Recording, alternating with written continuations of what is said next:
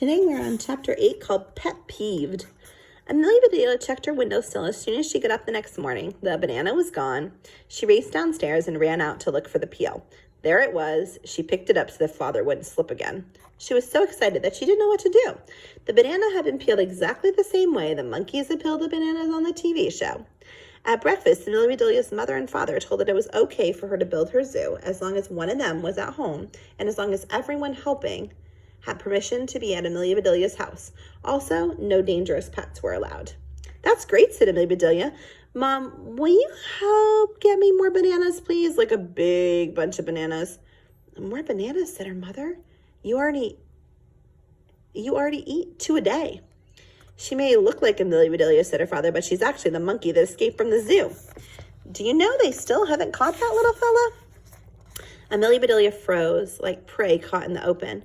Had her dad guessed what she was thinking? Did her dad know something she didn't know? Then she remembered her rule number 1. If you don't know what to say, ask a question. Dad, do you know how a monkey eats a banana? With relish, said her father. Yuck, said Amelia Bedelia. A banana with relish would taste terrible. Save it for your hot dog.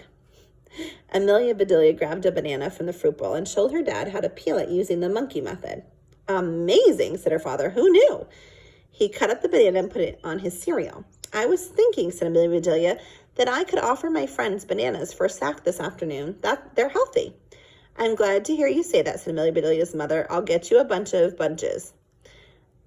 And that is how Amelia Bedelia's rule number 2 was born. Include the word healthy in your request or comment, and grown-ups will always automatically agree. That afternoon after school, Amelia Bedelia and her friends worked on Pet Alley and the rainforest habitat. They made signs and installed the hose in the apple tree. They got a ton done, but too soon it was time for everyone to go home to do their homework. Amelia Bedelia was just heading upstairs when she heard a commotion in the kitchen. It was her father, and he was not happy. He was holding something behind his back. Young lady, her father began. This is not a good sign in Amelia Bedelia's experience. I was searching for an after-work, before-dinner treat. I had my heart set on ice cream, a morsel of rocky road. Perhaps. Instead, I find roadkill lizard. Ooh. He held up the plastic bag of frozen gecko. That's Georgie, said Amelia Bedelia, a gold dust day gecko from Madagascar. I don't care if it's Robin Hood from Sherwood Forest, said her father. He doesn't belong in our freezer. What if your mother had found this thing? I forgot he was in there, said Amelia Bedelia. I need him for the zoo. Zoo? Bellowed her father. This poor creature is frozen stiff. Amelia Bedelia explained everything, including Clay's idea to freeze Georgie in a block of ice that would be placed on the bird bath pedestal. Amelia Bedelia's father shook his head and smiled. He glanced out the window at the driveway. We don't have much time, he said. Mom just went to run a quick errand, and she'll be back any second. They made a good team. Amelia Bedelia's dad acted like a surgeon performing a delicate operation, and Amelia Bedelia was his nurse. Milk carton, he said. Amelia Bedelia handed him a large carton of milk from the refrigerator, and he poured the milk into a pitcher. Then he opened the carton at the top, sponged it out, and held it under the faucet. Water, he said. Amelia Bedelia turned on the faucet and filled the carton with water. Gecko, he said. Lizard, he said. Gecko, said Amelia Bedelia, correcting him as she handed him Georgie in his plastic bag. Oh, no, said her dad. This is your zoo. You do the honors. Amelia Bedelia made a face as she looked at her father and then at the flattened frozen gecko in the bag. She sighed, then opened the bag and extracted Georgie by his tail. She lowered him into the milk carton head first. Georgie fit perfectly. Tape, said her father. He closed up the end of the milk carton and taped it shut.